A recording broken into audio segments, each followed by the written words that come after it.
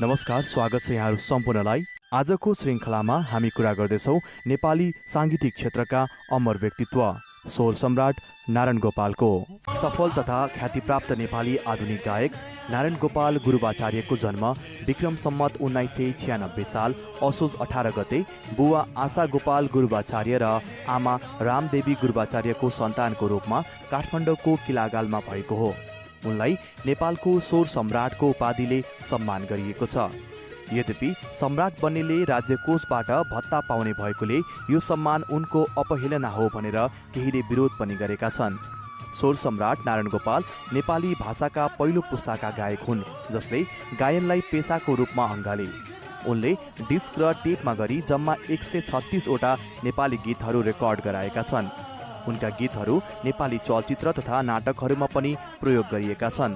विक्रम सम्मत 2027 साल फागुनमा पेमालाका साथ यिनको विवाह सम्पन्न भए पनि सन्तान भने भएनन्। 4 जना दाजुभाइ र 3 जना दिदीबहिनी मध्येका एक नारायण गोपालले शिक्षामा मानविकी शास्त्रमा स्नातकोत्तर गरे। उनले भारतको बडोदामा शास्त्रीय सङ्गीतको अध्ययन थालेर पुरा नगर्दै छाडेका थिए। यता उनको गायन यात्राको कुरा गर्नुपर्दा नारायण गोपालले पहिलो पटक त्रिचन्द्र कलेजको 40औं वार्षिक उत्सव कार्यक्रममा आफ्ना परमप्रिय मित्रहरूका आग्रहमा मञ्चमा उत्रिने आँट गरे, जसमा उनी पहिलो पटक तबला वादक भएर प्रस्तुत भए। काठमाडौँ किलागलमा जन्मेका गायक नारायण गोपालको स्वरको पहिचान गर्ने उनकै मित्र मणिक रत्न स्थापित थिए। नजिकैको टोल प्युखामा बस्ने मणिक रत्न र भेडासिङ्गे बस्ने प्रेमध्वज प्रधानले हिन्दी गीतमा स्वर अभ्यास गरे, तर नारायण गोपालले भने जहिले पनि ठट्टा गरेर हिन्दी गीत बिगारेर गाउने गर्थे। प्रेमध्वज प्रधान र मणिक रत्न भन्छन् उनले हिन्दीलाई नेपाली बनाएर गीतको लय नै बिगारेर गाउँथे रे। मणिक रत्नको घर एक किसिमको सङ्गीतशाला जस्तै थियो, कारण उनका काका सिद्धि रत्न स्थापित स्वयं पनि एक कुशल वाद्यवादक थिए।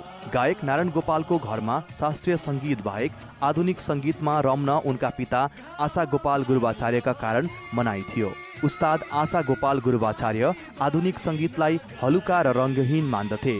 प्रेम मणिकले आफ्नै सङ्गीतमा गाउन सुरु गरिसकेका थिए, त्यसैले नारायण गोपाललाई एउटा नयाँ शैलीको सङ्गीतको जरुरत थियो। त्यसैले उनले आफ्नै सङ्गीतमा 6 वटा गीत तयार गरे। ती सबै गीतका गीतकार उनकै सहपाठी कवि रत्न शमशेर थापा थिए। उनले त्यस सङ्कलनमा 4 वटा एकल, स्वर्ग किरानी, आँखाको भाखा आँखीले, भो भो मलाई नछेक, मधुमासमा यो दिल र 2 वटा युगल, बिछोडको पीडा र एक कान्छा ठट्टामै यो बैस जान लाग्यो गीत गाए। यस गीतका सम्पूर्ण रेकर्डिङ भारतको कोलकातामा सम्पन्न भयो। त्यसपछि यी गीतले बिस्तारै नेपाल र नेपाल बाहिर नेपालीको जनस्थानमा प्रभाव जमाउन थाल्यो। उनी एकाएक नेपाली मूलका प्रमुख स्वर भएर देखा परे।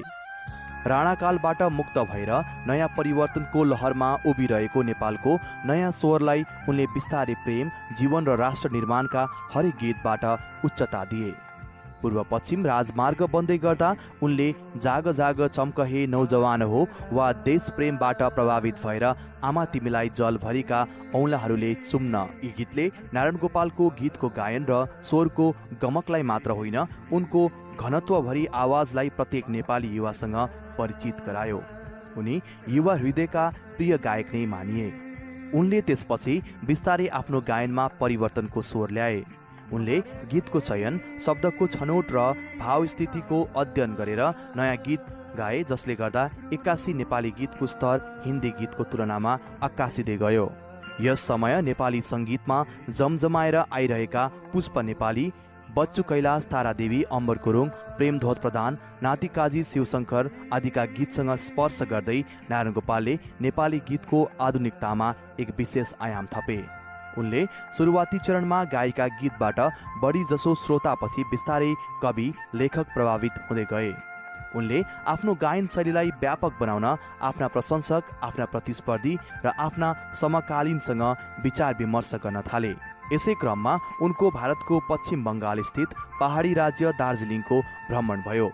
20 को दशकको सुरुवातमा भएको यो भ्रमणले उनले दार्जिलिङबाट 2 कुरा पाए।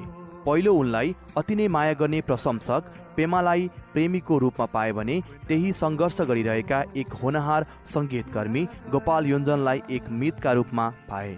गोपाल योन्जनसितको मितेरी साइनोपछि उनको गायनमा स्वत परिवर्तन आएको कुरापछि उनका पत्नी पेमाला गुरुबाचार्यले स्वीकार गरेकी छिन्। नारायण गोपाललाई मित लगाइदिने ईश्वर वल्लभको भाषामा नारायण गोपाल त्यसपछि नेपाली हृदयका गायक भए। उनले युवा हृदयलाई कोमल तवरले स्पर्श गर्दै प्रेमका, वियोगका र विरहका गीत गाउन थाले। उनले युवा हृदयलाई कोमल तवरले स्पर्श गर्दै प्रेमका, वियोगका र विरहका गीत गाउन थाले। उनी यस समय साँच्चै नेपाली सङ्गीतमा नायक भएर देखा परे। नेपाली सुगम सङ्गीत 20को दशकका स्वर्णिम युगमा प्रवेश गरिसकेको थियो।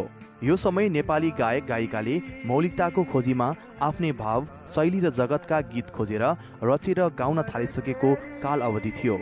यही समय पश्चिमी जगतबाट बब डायलन, बिटल्सका गीतका उदुम सुरु मात्र भएको थिएन, त्यसको प्रभाव पनि आइसकेको थियो। यसलाई जित्न वा छोप्न नेपाली गीत जगतमा नयाँ बोध र नयाँ परिधानको खाँचो थियो।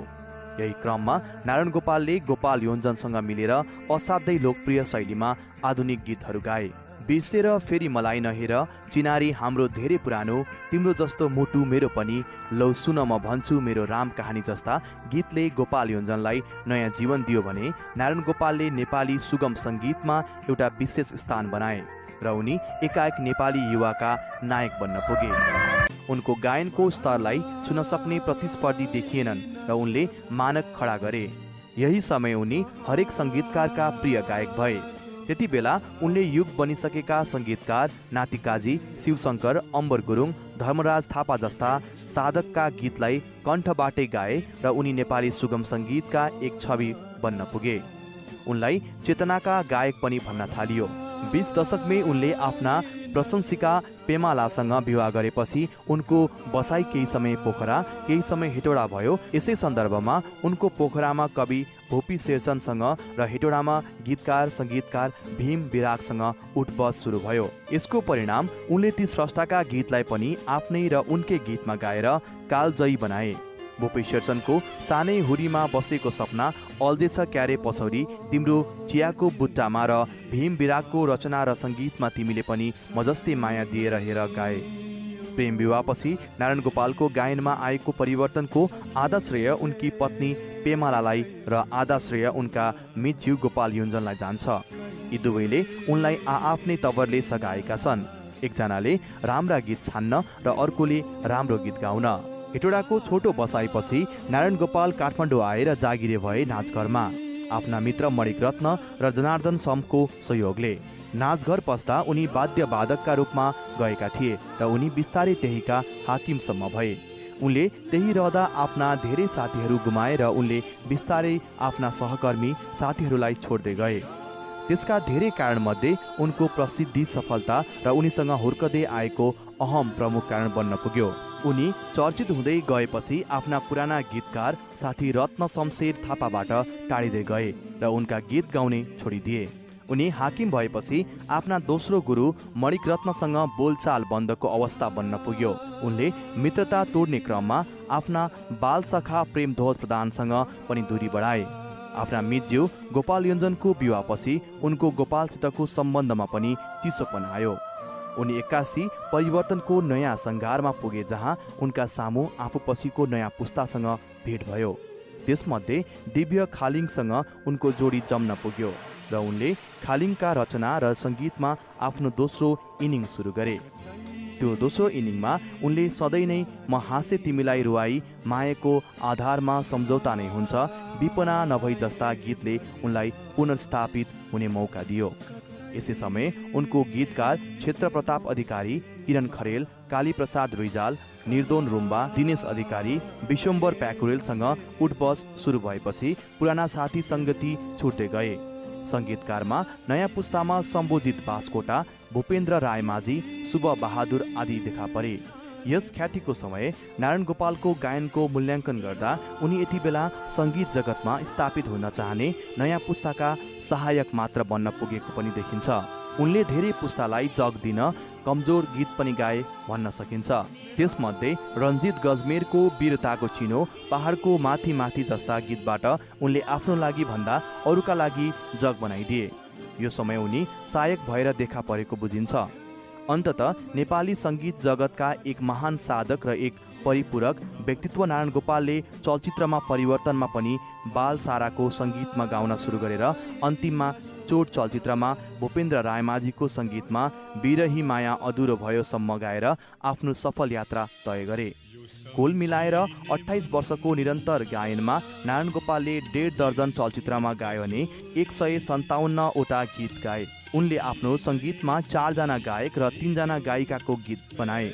हामीले उनलाई सफल गायकको रूपमा चिन्ने गर्छौँ, तर उनले पनि जीवनमा धेरै असफलतालाई पनि अँगालेका छन्। एक सफल गायक मानिने नारायण गोपालको जीवनमा असफलताको लस्कर पनि थिए। उनी पहिलो पटक स्वर परीक्षामा अनुत्तीर्ण भए पनि भारतको बरोडामा महाराज फिरदौस सङ्गीत महाविद्यालयमा पढाइ अपुरो छोडेर फर्किएका थिए। चलचित्र कोसेलीमा एउटा गीत उनले स्वास्थ्यका कारण अपुरो अवस्थामा गायन छोडिदिए। उनी सांस्कृतिक संस्थानमा महाप्रबन्धक हुँदा उनको कारवाहीका कारणले धेरै कलाकार दशैंको मुखमा बेरोजगार भए। यसको दाग उनलाई जीवनभर लागिरह्यो।